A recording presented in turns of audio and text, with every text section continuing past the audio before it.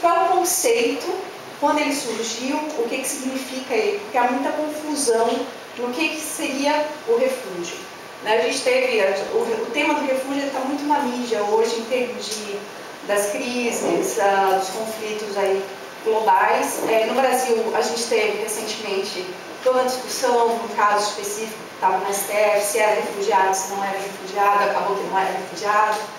Então, o conceito do refúgio, ele nasce logo após, no contexto pós-Segunda Guerra, com a criação da ONU, a criação do Acnur, que teria um mandato de apenas 3 anos, então esse era o grande objetivo, criar uma agência que pudesse dar conta daquele deslocamento causado em decorrência dos conflitos da Segunda Guerra, que era em torno de 2 milhões de pessoas. Então vamos criar uma agência com esse mandato específico e vamos resolver o problema em 3 anos. E 60 anos depois estamos aqui falando ainda do refúgio, com um panorama hoje de 47 milhões de pessoas em situação de deslocamento forçado. Então, algumas delas reconhecidas como refugiadas, que são, eu já vou explicar um pouco o que é isso. Então, a gente tem cerca de 10 milhões de pessoas hoje com o reconhecimento do Estatuto do Refúgio, dentro da proteção do Acnur, que é o Alto Comissariado das Nações Unidas para Refugiados, que é a agência para o trabalho aqui no Brasil, e mais 5 milhões pela UNRWA, que é a agência da ONU que trabalha com refugiados palestinos, que aí é toda uma outra história. Desses 15 milhões de refugiados, a gente coloca, é sempre legal destacar, o contraponto dos 27 milhões de deslocados internos. E os deslocados internos são pessoas na mesma condição que o refúgio, que a gente vai falar o que caracteriza. Só que a diferença é que eles não cruzaram a fronteira nacional. E se a gente observar estatisticamente, historicamente, esses números estão crescendo. E a tendência é que os deslocados internos, os números eles cresçam, enquanto os números de refúgio caem. Porque o refúgio, ele, ironicamente, apesar de ter um conceito, uma caracterização que é ultrapassada, que vão ter várias pessoas aí que vão criticar, inclusive desde sua criação, que ela já foi historicamente criada para contemplar aquela questão da Guerra Fria. Então, assim, independente disso tudo, ela ainda dá um panorama legal de proteção internacional a um grupo de pessoas que, infelizmente, estão se tornando cada vez mais privilegiadas no mundo das migrações forçadas, no mundo das migrações mistas, enfim. Então, o que caracteriza o refúgio?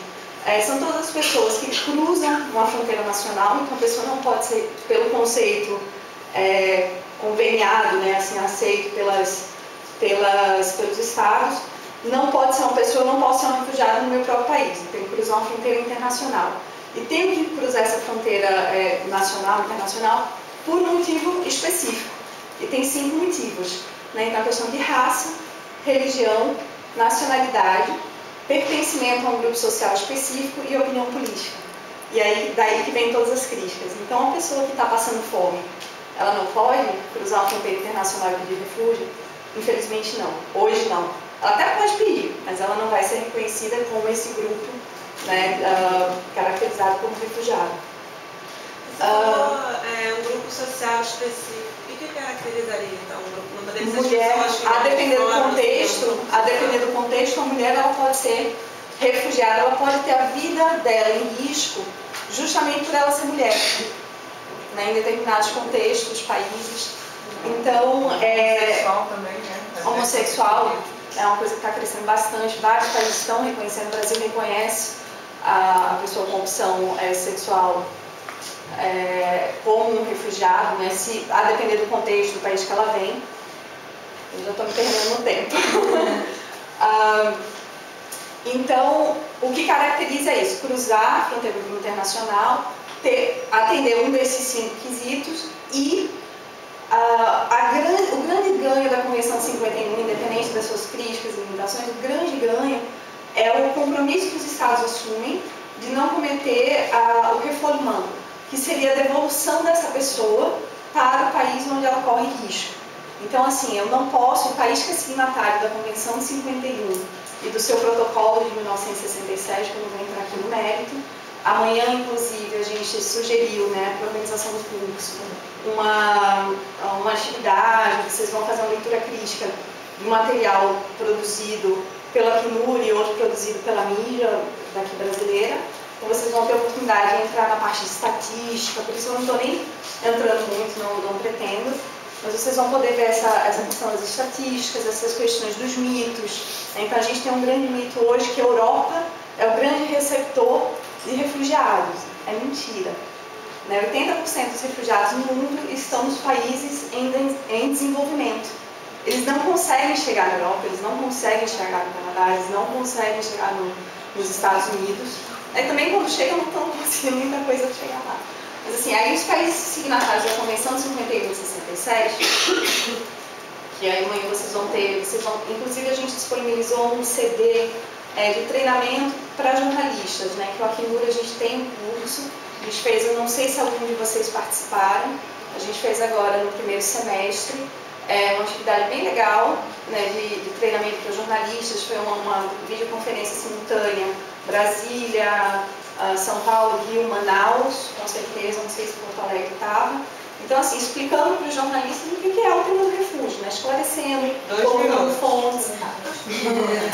Então é isso, eu queria deixar claro o que é refugiado, infelizmente tem essas limitações. Então, uma coisa que a gente vê muito na mídia é refugiados econômicos, refugiados ambientais. Infelizmente não são, pode ser que um dia até sejam, se tornem, a depender de toda a conversa, todos os movimentos que vão abrir. Posso fazer uma sugestão dos seus finais? Se você pudesse falar um pouquinho sobre a questão da como a mulher refugiada chega, em que condições ela chega, né? 50% dos refugiados no mundo são, hoje, né, atual, são mulheres e crianças. Então, é aquela questão delas somarem vulnerabilidades, né? Se 80% dos refugiados no mundo estão nos países envolvidos, então a gente vai ver que a questão de raça, ela ainda é mais forte, aliada à questão do gênero e à questão do próprio refúgio. Aqui no Brasil a gente tem cerca de 30% dos refugiados que estão aqui no Brasil, então só para dar um panorama geral, no Brasil a gente tem 4.000, nem chega a 4.500 refugiados, uma população de 200 milhões, não fazem muitas cócegas, né, não chamam muita atenção. Eles estão majoritariamente concentrados no Rio e São Paulo. 70% dessa população é do continente africano. Esses 4.500 reconhecidos oficialmente. Reconhecidos oficialmente. Esse número é muito maior. Aí já entra todo o debate também da própria estatística, mas assim, a gente trabalha com as estatísticas oficiais. Então, casos que foram submetidos ao Comitê Nacional para Refugiados, que é um órgão ligado ao Ministério da Justiça, que foram analisados, seguiram lá os critérios comprometidos, né, pela Convenção 51, aí desses que foram submetidos e analisados e reconhecidos, a gente tem 4.500. E as mulheres refugiadas de guerra? Como é que são tratadas? Entram nesse grupo? Entram nesse grupo. Aqui também é um pouco assim. É duplo, né? Além de ser estuprada durante todas as guerras, ainda tem o fato de ser mulher também. Sim. São duas coisas, a guerra e o estupro, a moral e a ética, né? E às vezes é justamente por ser mulher que elas se tornam refugiadas. Então a Acnur tem uma política de trabalhar a questão do gênero, de diversidade, de idade, onde a gente tenta adequar os nossos programas, o nosso atendimento a essas condições, né, e que essas pessoas possam colocar quais são suas especificidades e participar do processo de decisão mesmo dos próprios programas, de desenho dos programas, de tomada de decisão. Uma coisa que a gente precisa ter em mente também é que há muita diferença, por exemplo, numa situação de refúgio de campo, onde você tem milhares de pessoas confinadas, concentradas em um território específico, onde a violência, inclusive, né, para a mulher, ela tá, a gente não pode ser romântico de achar que um campo ele pode ser a salvação para muitos, mas ele pode ser o início também de uma série de violações e desrespeitos. Então, mulheres, né, quantas mulheres são violentadas, quantas mulheres têm que se subjugar a ter um companheiro ou a ter que passar por mão, né, por vários companheiros para poder ter uma proteção, para poder ter acesso até ao próprio alimento, né, na questão da divisão dos alimentos também então a gente tem a situação de campo, que é uma situação super complexa, e por isso que essa política foi criada para trabalhar a questão da diversidade, e tem a questão urbana. Então, na questão urbana, que é o contexto do Brasil, a gente trabalha com refugiados em situação urbana, eles têm acesso a todas as políticas públicas que os brasileiros têm. Então, assim, a gente trabalha, o Acnur, a nossa agência está lá em Brasília. Nosso trabalho prioritário é observar se o governo está cumprindo o mandato, né, da Convenção 51, se ele está cumprindo os acordos. Mas a questão do atendimento direto aos refugiados, isso é feito pelas ONGs, pela sociedade civil mobilizada aqui nos estados, nas cidades onde a vida acontece. Então a gente apoia algumas ONGs, a gente tem aqui no Rio de Janeiro, a Angélica conhece, a Caritas Arquidiocesana,